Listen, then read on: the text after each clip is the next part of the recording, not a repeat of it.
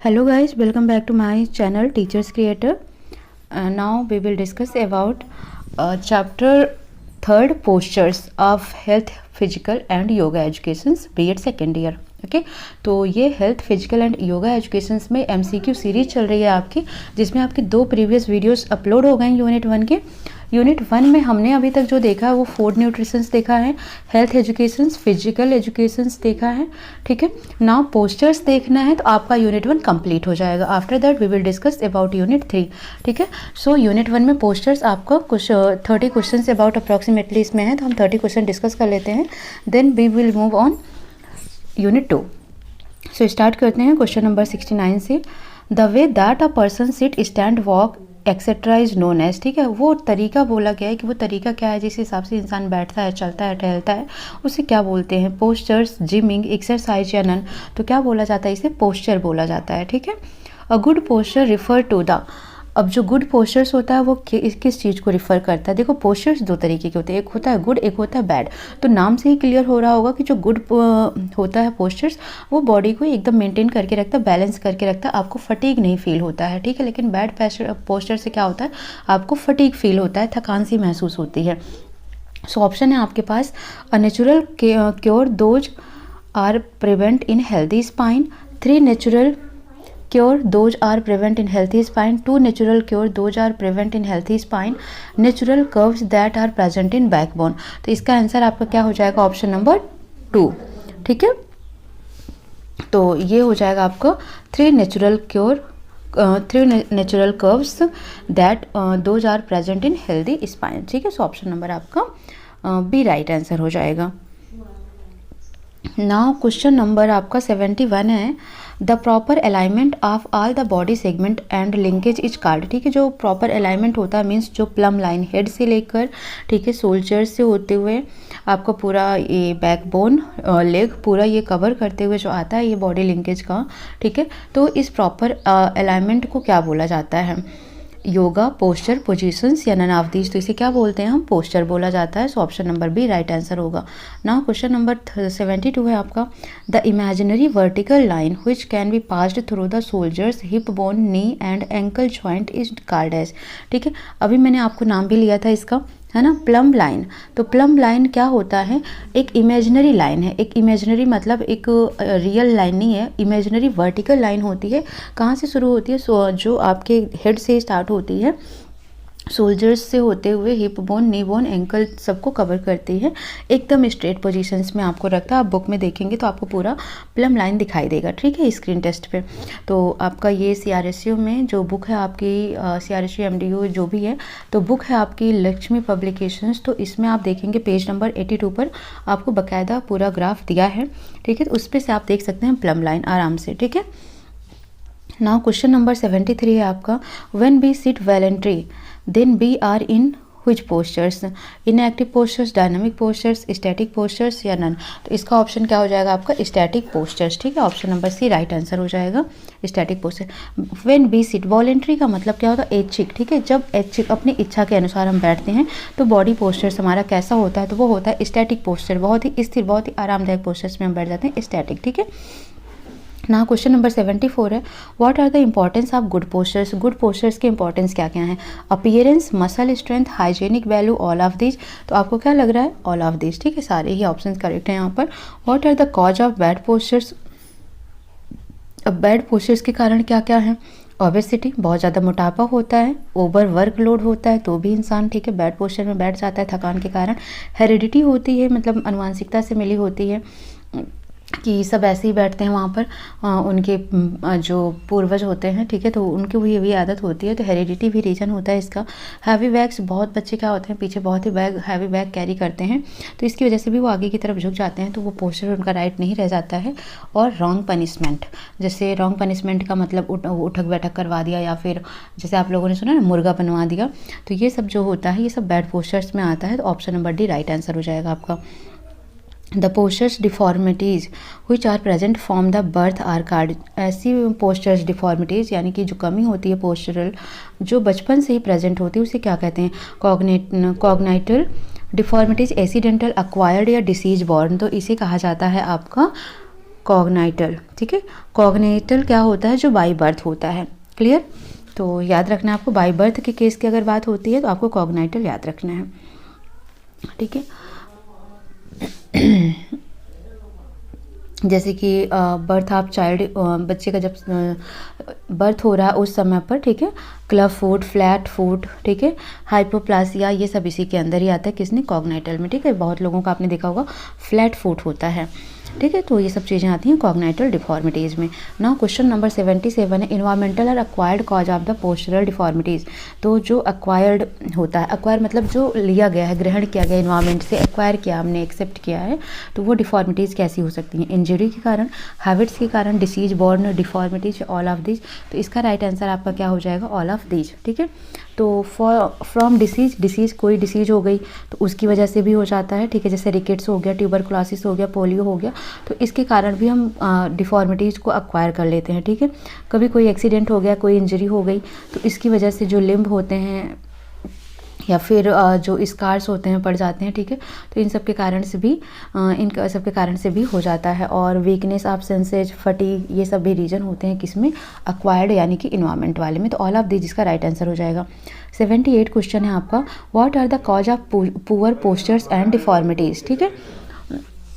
Poor posture और deformities के कारण पूछा है, तो इसका है कॉग्नाइटल यानी कि बाई बर्थ, ठीक है, इन्वायरमेंटली एक्वायर्ड बोथ या नन, ठीक है। तो इसका करेक्ट आंसर आपका क्या हो जाएगा, बोथ। तो बोथ यानी कि कॉग्नाइटल और इन्वायरमेंटल एक्वायर्ड दोनों ही पुअर पोस्चर डिफॉर्मिटीज़ के कारण हैं ना। क्वेश्चन नंबर 79 है, the postural deformity in which inward curvature of spine occurs, ठीक है। Posture deformity in which inward curvature, inward मतलब अंदर की तरफ कर्वेचर हुआ है स्पाइन, जैसे कि झुका हुआ थोड़ा सा, उसे क्या कहते हैं, लार्डोसिस, काइफोसिस, स्कोलियोसिस या फिर स्पाइन बिफिदा। तो इसे क्या कहा जाता है आपका, लार्डोसिस, ठीक है। तो कैसे याद रखेंगे, हम लोग क्या करते हैं जब मंदिर पे जाते हैं, इनवर्ड होते हैं ना, अंदर की तरफ ऐसे झुकते हैं, भगवान का पैर छूते हैं लॉर्ड का, तो लार्डोसिस। तो इनवर्ड कर्वेचर जब स्पाइन का होता है तो इसका मतलब लार्डोसिस, ऐसे याद रखना है, लॉर्ड मतलब भगवान। तो ऐसे याद रखने का तरीका आपको याद रखना है कि option number A right answer होगा ना। क्वेश्चन नंबर 80 है आपका, the postural deformity which is also called as round upper back, it comes hump at back of body, यानी कि आप बॉडी पर देखेंगे ऊपर एकदम जैसे कि कुबड़ टाइप पर निकल जाता है, कुबड़ ऐसे ऊपर कुछ रखा हुआ है सोल्जर्स पर, ठीक है, तो उसे हम्प बोलते हैं, जैसे कैमल का हम्प निकला हुआ होता है उसी तरीके से। तो ये जो राउंड अपर बैक डिफॉर्मिटी है, ये कौन सी होती है, लार्डोसिस, काइफोसिस, रिजिड स्पाइन या नन ऑफ दीज। तो इसका राइट आंसर क्या हो जाएगा, काइफोसिस। अब काइफोसिस कैसे याद रखेंगे, काइट उड़ती है ना, उड़ती है, ऊपर जाती है, तो ऊपर जाकर वो कुछ ऐसा हम्प की तरह बन जाती है, हम्प की तरह, है ना। तो ऐसे याद रखना, काइट हम्प, ठीक है। तो kyphosis. The postural deformity in which spine cord curve sideways, मतलब जो स्पाइन कार्ड होती है, स्पाइनल कार्ड होती है, वो साइड कर्व जैसे हो जाती है, यानी कि यस कर्व में या सी शेप में वो बन जाता है। तो ये क्या होता है, लार्डोसिस, काइफोसिस या स्कोलियोसिस या नन। तो इसका करेक्ट आंसर आपका हो जाएगा स्कोलियोसिस, ठीक है। सॉरी, तो अभी तक हमने तीनों ही पढ़ लिया है, ठीक है। हमने क्या पढ़ा, काइफोसिस में जो हमारा जो लार्डोसिस पढ़ा, लॉर्ड भगवान, उसमें हम इनवर्ड झुकते हैं अंदर की तरफ, यानी कि स्पाइन जो होता है हमारा वो इनवर्ड कर्वेचर में हो जाता है, ठीक है। दूसरा हमने पढ़ा काइफोसिस, तो काइफोसिस में हमने क्या बोला, पतंग ऊपर उड़ती है, काइट से याद रखना है, तो हम्प की तरह एक ऐसे, ठीक है, कुबड़ की तरह बन जाता है, और इसको राउंड अपर बैक भी कहा जाता है। ऐसे याद रखना है, राउंड ऊपर जाती है पतंग है ना, काइट ऊपर जाती है अपर, तो अपर फिर बैक वापस आती है, तो राउंड करके ऐसे घूमते रहते, राउंड अपर बैक, इसे कहा जाता है काइफोसिस, ठीक है। नाउ और हमने लास्ट क्या पढ़ा इसमें, द कंडीशन और डिफॉर्मिटी, और जो एस शेप और सी शेप में बनाते हैं, जिसमें स्पाइनल कार्ड कैसा होता है, साइड भी हो जाता है, साइड में शिफ्ट हो जाता है, वो होता है स्कोलियोसिस, ठीक है। The condition or deformity in which inward bending of knee occur. अब यहाँ पर घुटने की बात हो रही है कि नी में जब इनवर्ड बेंडिंग आता है तो वो क्या होता है, rigid spine, genu valgum, knock knee, both B and C. तो इसका करेक्ट आंसर आपका हो जाएगा D, both B and C, यानी कि जीनू वेलगम भी इसको कहा जाता है और नॉक नी भी कहा जाता है। So option number D right answer हो जाएगा 82 का।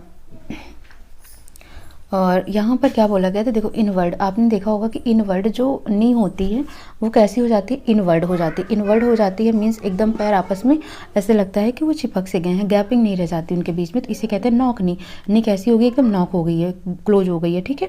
इसका दूसरा नाम जेन्युवेलगम भी है। नाउ क्वेश्चन नंबर 83 है हमारा, the condition or deformity in which outward bending of knee occurs. जब इनवर्ड नी की बेंडिंग हो रही थी तो उसे हमने क्या बोला, नॉक नी, क्योंकि उसमें क्या हो रहा था, नी एकदम नॉक हो जा रही थी, बंद जा रही थी, क्लोज हो जा रही थी, ठीक है। बट यहाँ पर क्या बोला, आउटर वर्ड बेंडिंग।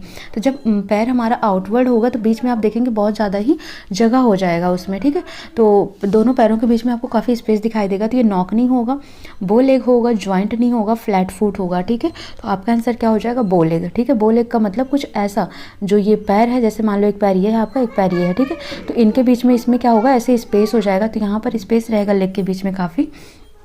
तो ये बो लेग है ना, बो मतलब ऐसे समझ लो कि ऐसे बो स्पेस निकल गया है, तो बो लेग किस में होता है, आउटवर्ड बेंडिंग ऑफ नी में, ठीक है। The condition, next question 84, the condition or deformity in the entire sole touches the ground or any surface. Flat foot नाम से ही क्लियर हो रहा है कि जिसमें आपका पैर का जो सोल है वो पूरा का पूरा ग्राउंड को टच कर रहा है, यानी कि फ्लैट फुट हो गया एकदम। तो 84 का आंसर क्या हो जाएगा आपका, बी, फ्लैट फुट, ठीक है। नाउ क्वेश्चन नंबर 85 है, how can posture affect your health. Posture आपके हेल्थ को कैसे अफेक्ट कर सकता है, affect how well your joint move, make it harder to digest food, make it harder to breathe, all of them. तो ये सारी प्रॉब्लम्स आ सकते हैं पोस्चर्स की वजह से। सांस लेने में भी तकलीफ हो सकती है, डाइजेशन भी कंप्लीट नहीं हो सकता है, जॉइंट में भी प्रॉब्लम आ सकती है, तो ये सारी दिक्कत होती हैं। सो 85 का डी ऑप्शन राइट आंसर होगा।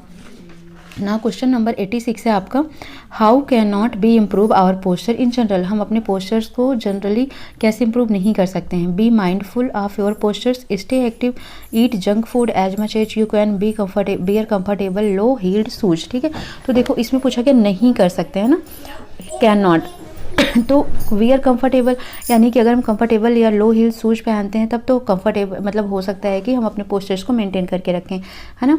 हमेशा हम अपने पोस्चर्स को माइंड में रखते हुए सही तरीके से पोस्चर में उठें बैठें, ठीक है, एक्टिव रहें हमेशा।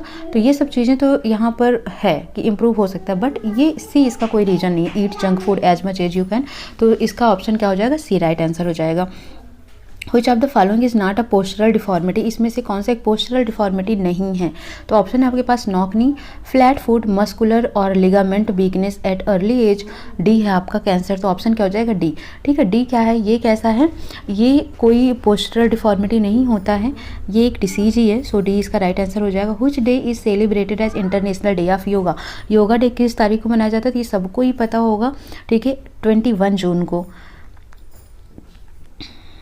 तो कैसे याद रखेंगे, देखो किसी किसी को कन्फ्यूजन भी होती है, तो दो एक लोग ही मिलकर, या ऐसे एक दो लोग ही मिलकर, दो एक लोग मिलकर ही योगा करते हैं, तो दो एक ऐसे ही याद रखना आपको।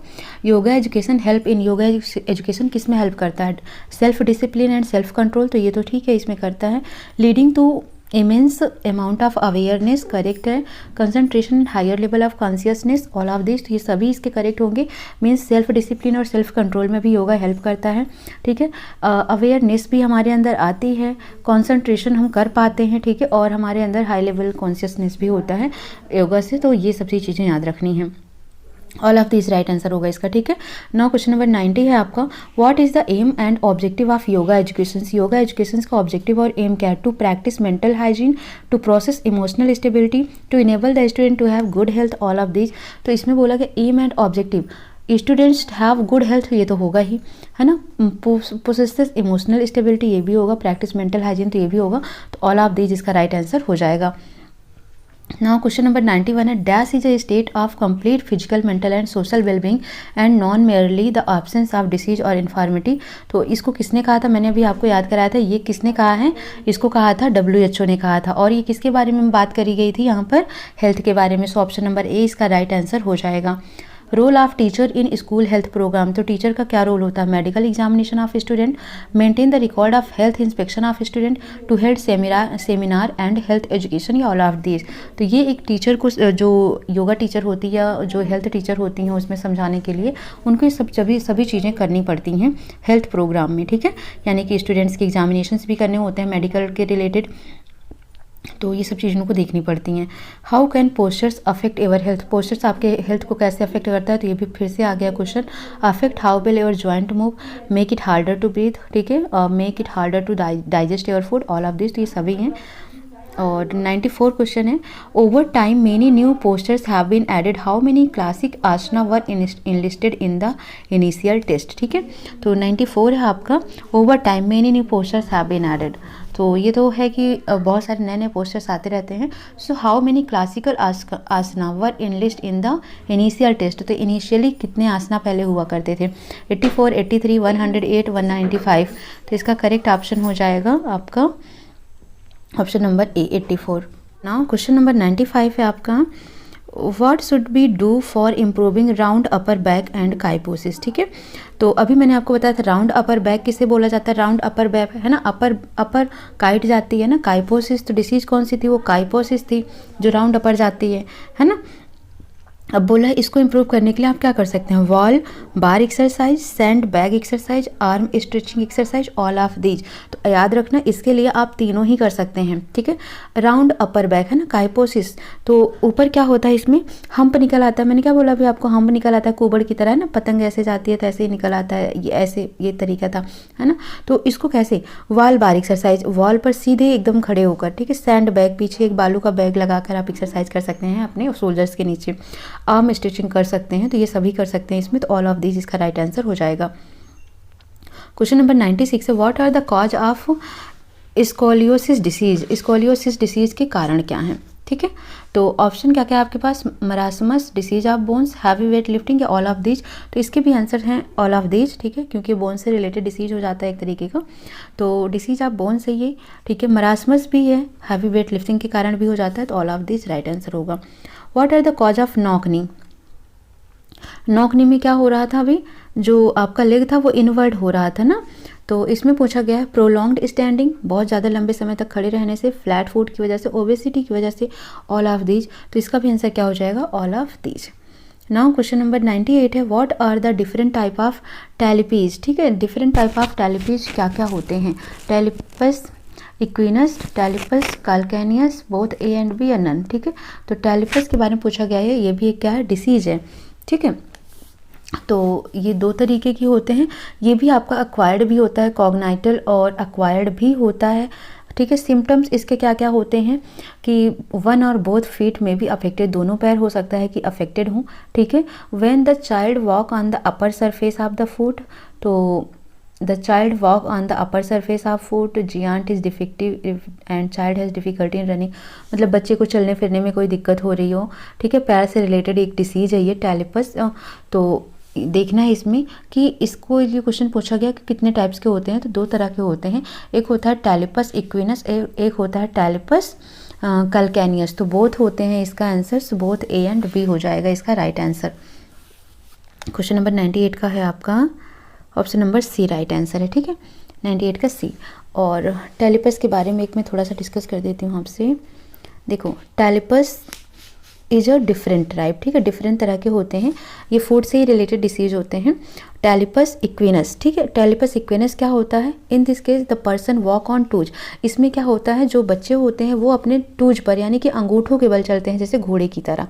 ठीक है, तो टैलिपस इक्विनस किसके इक्वल, हॉर्स के जैसे, जैसे हॉर्स चलता है अपने टूज के बल पे। ठीक है, टैलिपस कैल्केनस क्या है, इसमें पर्सन कैसे वॉक करता है, ऑन हील, अपने एड़ियों पर, जैसे बछड़ा चलता है। ठीक है, काफ की तरह। टैलिपस वैरस, एक वैरस होता है टैलिपस वैरस। ठीक है, इसमें क्या होता है, पर्सन वॉक करता है on the outer border of foot, जो पैर का आउटर साइड होता है उधर से। और टैलिपस बेलगस का मतलब क्या होता है, person walk on the inner border, यानी कि देखो ये मान लो ये पैर हो गया। ठीक है, तो जब ये पैर का इनसाइड हो गया, ये आपका मान लो मैंने राइट पैर बनाया, तो ये पैर का इनसाइड हो गया, तो जब इस पर इनसाइड पर इधर की तरफ झुककर चलेगा तो ये होता है टैलिपस वाल्गस। ठीक है, वाल्गस, ठीक है, टैलिपस वाल्गस। और जब ये इधर की तरफ झुकेगा, बाहर की तरफ, आउट की तरफ, तो वारस, टैलिपस वारस। ठीक है, और जब हील पर होगा तो कैल्केनस। ठीक है, और जब टोज पर होगा तो इक्विनस। तो ये सभी डिसीज हैं किससे, पैर से ही related. In which of the following persons walk on heel, देखो क्वेश्चन आ गया ना, वॉक ऑन हील, अभी मैंने याद करा हील पर किस पे चलता है, वो टैलिपस कैल्केनस पर।